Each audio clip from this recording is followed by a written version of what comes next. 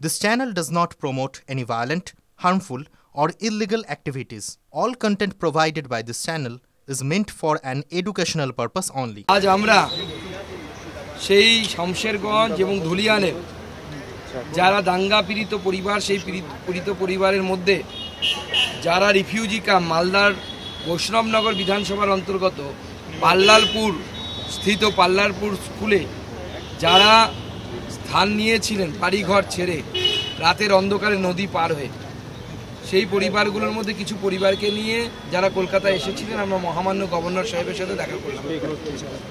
গতকালের মতো আজকে এনারা আবার গভর্নর সাহেবকে তাদের দুঃখের কথা, তাদের উপরে যে ধরনের রিলিজিয়াস পারসিকিউশন হয়েছে সেই বিষয়টি, রিলিজিয়াস অ্যাট্রোসিটিস হয়েছে এবং যে ধরনের ধর্মান্তরিত করার প্রচেষ্টা হয়েছে, মানে এ তো মনে হচ্ছে পুজো অফার যেরকম দেয় সেরকম খোলা অফার দেওয়া হয়েছে। এদের কাছ থেকে শুনলে আপনারা অবাক হয়ে যাবেন।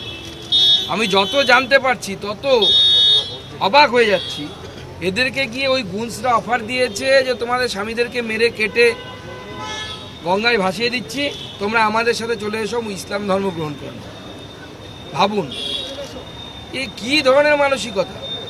এখনও এই মানসিকতায় যদি কেউ থাকে যে অন্য ধর্মের মানুষ হলে তাকে মেরে ফেলতে হবে আর তার বাড়ির স্ত্রী মেয়েদেরকে গনিমতের মাল হিসাবে ব্যবহার করতে হবে, আমি অনুরোধ করব যারা আমাদের এই রাজ্যে এবং এই দেশে ইসলাম ধর্মের নেতা আছেন তাদেরকে অনুরোধ করব এগিয়ে আসার জন্য। যারা এই ধর্ম আচরণের নামে এই ধরনের কথাবার্তা বলছে সেটা ধর্মসিদ্ধ কি ধর্মসিদ্ধ নয় আপনারা একবার বলবেন জনগণের সাথে। কারণ না হলে এইভাবে যদি ধর্মীয় কারণে যদি এই ধরনের অ্যাটাক হয় অত্যন্ত চিন্তা। কি করছে এনারা প্রত্যেকে একটা দাবি সবার আগে করেছেন, সেটা হচ্ছে ওই এলাকায় বিএসএফ ক্যাম্প প্রয়োজন।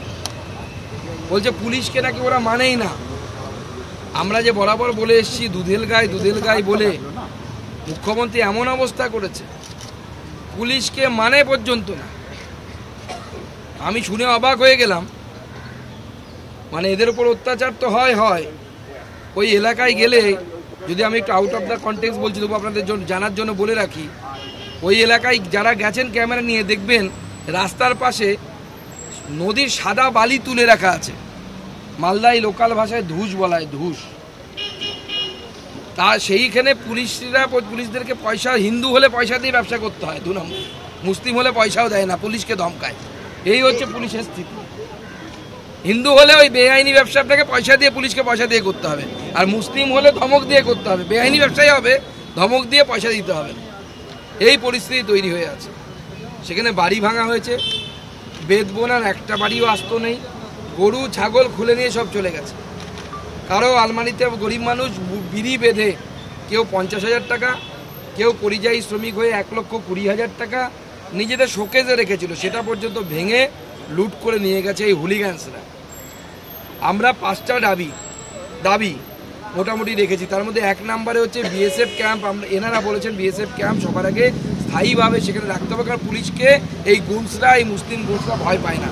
পুলিশকে মাঝে মাঝে মারে, বলছে পিটিয়েছে, মেজবাবু না বড়বাবুকে কাউকে পিটিয়েছে ওই থানা। জলের মধ্যে বিষ মিশিয়ে দেওয়ার অভিযোগ করেছেন এনারা। চাল যে বাড়িতে ছিল, যেটা খেতে না পারে, রান্না করতে না পারে, সমস্ত চাল নিয়ে মাটিতে ছড়িয়ে দেওয়া হয়েছে। আমরা তার সাথে সাথে বিএসএফ ক্যাম্পের সাথে সাথে এই বাড়িগুলো যেগুলো ভেঙে দেওয়া হয়েছে, আমরা সেই বাড়িগুলো এবং দোকানগুলো আবার তৈরি করে দেওয়ার কথা বলেছি।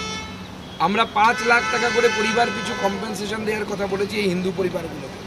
প্রত্যেক ফ্যামিলিতে একটি করে পার্মানেন্ট গভর্নমেন্ট জব দেওয়ার আমরা দাবি জানিয়েছি এবং যারা দোষী তাদেরকে আইনের সামনে নিয়ে এসে উপযুক্ত শাস্তি দেওয়ার কথা বলেছি। আজকে অবাক লাগছে, 2জন মানুষ, জলজ্যান্ত মানুষ, তারা খুন হয়ে গেল, হরগোবিন্দ দাস আর চন্দন দাস। কেন খুন হলেন? প্রথমে চোপানো হলো কারণ তারা হিন্দু, তারা সিপিএম করতেন, বিজেপি করতেন না, কিন্তু ছেড়ে দেওয়া হয়নি, সেই জন্য সেকুলার পার্টি করতেন। চোপানো হলো, তারপরে অ্যাম্বুলেন্স ঢুকতে দেওয়া হলো না। তখন জেলা প্রশাসন থেকে অ্যাম্বুলেন্স পাঠানো হয়েছিল যে যাতে হসপিটালে করে মারা হতো। যে ভয়ঙ্কর দৃশ্য, ভিডিওটা আমার কাছে আছে, আমি বের করে দেখাতে বলবো একবার, আমাকে দিন, আমি দেখাচ্ছি। রক্তাক্ত অবস্থায় পড়ে আছে। এই ধরনের মধ্যযুগীয় বর্বরচিত আচরণ, এবং পুলিশ দুজনকে নাকি গ্রেপ্তার করেছে। আমরা তাদের সর্বোচ্চ শাস্তি চাইছি, ফাঁসি। ভয়ে, আপনারা নিশ্চয়ই খবর পেয়েছেন, সেখানে ভয়ে তাদের শ্রাদ্ধে কোনো ক্ষৌরকার, কোনো পুরোহিত পৌঁছতে পারেনি। এই ভয়ঙ্কর পরিস্থিতির জন্য দায়ী কে? আমরা মাননীয় রাজ্যপালকে বলেছি, মাননীয় রাজ্যপাল আশ্বস্ত করেছেন তিনি এনাদের পাশে থাকবেন, এই ভিকটিমদের পাশে থাকবেন। এবং উনি কালকে যাবেন, উনি রিফিউজি ক্যাম্পেও যাবেন, এবং তার সাথে সাথে বেদবোনা এবং অন্যান্য যে অঞ্চলগুলো যেখানে দাঙ্গা হয়েছিল, যেখানে বাড়িঘর ভাঙা হয়েছে, সেই জায়গাতেও মাননীয় রাজ্যপাল গিয়ে দেখবেন। বাংলার এই পরিস্থিতি, বাংলাকে বাংলাদেশ বানানোর জন্য যে মুখ্যমন্ত্রী যে চেষ্টা করছেন, তাতে তার সফলতার জন্য তাকে আমরা মুবারকবাদ জানাচ্ছি। গতকাল মাননীয় মুখ্যমন্ত্রী ঢাকা ময়দানে একটা মিটিং করেছে। দুধেল গায়েরাও আর দুধ দিচ্ছে না বলে মনে হচ্ছে, কারণ সেখানে চেয়ার ফাঁকা ছিল। এবং তারপরেও মাননীয় মুখ্যমন্ত্রী যে অ্যাপিজমেন্ট পলিটিক্স করে, আমরা এই অ্যাপিজমেন্ট পলিটিক্সের শেষ দেখতে চাই। ভারতীয় জনতা পার্টি রাস্তায় লড়ছে, কোর্টে লড়ছে। আমরা আমাদের সাংবিধানিক প্রধান মহামান্য রাজ্যপালকেও সমস্ত কিছু জানালাম। আমাদের প্রতিনিধি দলে আপনারা জানেন, তাপস রায় থেকে শুরু করে তমগ্ন ঘোষ, রূপা গাঙ্গুলি, আমাদের তাপস মিত্র, আমাদের এমএলএ পবন সিং, মালতী রাভা রায় এবং বিশাল লামা, এই তিনজন এমএলএ, এবং আমাদের এই যে রিফিউজি ক্যাম্প, হিন্দু রিফিউজি যারা মুর্শিদাবাদ থেকে এসে মালদায় আশ্রয় নিয়েছিল, সেই রিফিউজি ক্যাম্পটা যারা প্রথম চালু করেছিল, সেই তিনজন এখানে উপস্থিত আছে। পরে বিডিও তাদের কাছ থেকে সেই ক্যাম্প নিয়ে নেয়, ছিনিয়ে নেয়। কোনো অসুবিধা নেই, বিডিও সেই রিফিউজি ক্যাম্প চালাক। কিন্তু বারবার DM, SP, Malda DM, SP, তারা প্রেশার দিচ্ছে, এদেরকে বাড়ি চলে যেতে বলছে, আপনার বাড়ি ফিরে যান। কিন্তু বাড়িটা কোথায়? বাড়িটা তো ভাঙা হয়েছে, বাড়িটা তো জ্বালিয়ে দেওয়া হয়েছে। বাড়িটা ঠিক করে দিন, যাবেন এনারা, এনাদের সিকিউরিটির গ্যারান্টি দিন। আমরা জানি পুলিশ পারবে না সিকিউরিটি দিতে, তো পুলিশ লিখুক, বিএসএফ থাকুক এখানে আগামী 1 মাস 2 মাস, এবং পার্মানেন্ট বিএসএফ ক্যাম্প ওখানে তৈরি করার জন্য মাননীয় মুখ্যমন্ত্রী হোম মিনিস্টারকে লিখুন। পার্মানেন্ট বিএসএফ ক্যাম্প এদের প্রথম দাবি। বলছেন ওটা না হলে আমরা ওখানে থাকতে পারবো না। প্রতিনিয়ত এদেরকে হিন্দু মহিলা হয়ে টোন্টিনের সম্মুখীন হতে হয়, প্রতিনিয়ত এদেরকে ধর্মান্তকরণের কথা শুনতে হয় যে আপনারা কনভার্ট হয়ে যান। এইটা চলতে পারে না এই পশ্চিমবঙ্গে। এটাকে সেকুলারিজম বলে। এই সেকুলারিজমের কথা ভারতবর্ষে আমরা কবে পড়েছি? মাননীয় মুখ্যমন্ত্রী একজন মহিলা মুখ্যমন্ত্রী হয়ে এই মহিলাদের কথা চিন্তা করতে পারছেন না। তাদেরকে খোলা অফার দেওয়া হচ্ছে, তোমাদের স্বামীদেরকে কেটে নদীতে ভাসিয়ে দিচ্ছে, তোমরা আমাদের সাথে চলে এসো, শাখা সিঁদুর ভেঙে ফেলো, সিঁদুর মুছে ফেলো। এটা চলতে পারে না। এই অরাজকতা বন্ধ হওয়ার টাইম এসেছে। মাননীয় মুখ্যমন্ত্রী, আপনি সংবিধানের শপথ নিয়েছেন, আপনি কোনো ধর্মীয় গ্রন্থের শপথ নিয়ে এখানে বসেননি। অতএব আপনাকে সব ধর্মের মানুষের সাথে সমান ব্যবহার করতে হবে। যারা দুধ দেয় তাদের বেশি বেশি খাওয়াবেন, আর অন্যদেরকে এইভাবে আপনারা অত্যাচারিত করবেন, এটা চলতে পারে না। দুধ আপনি খাচ্ছেন, আপনি লাথি খান।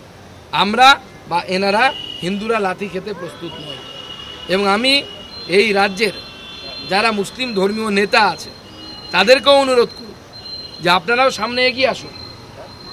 এই যে ইসলামের নামে যারা এদের উপর অত্যাচার করছে, যারা বলছে এদেরকে কনভার্ট হতে, যারা বলছে এদেরকে শাখা সিঁদুর ভেঙে ফেলতে, এটা কি প্রকৃত ইসলাম না প্রকৃত ইসলাম না? It is your duty to clarify.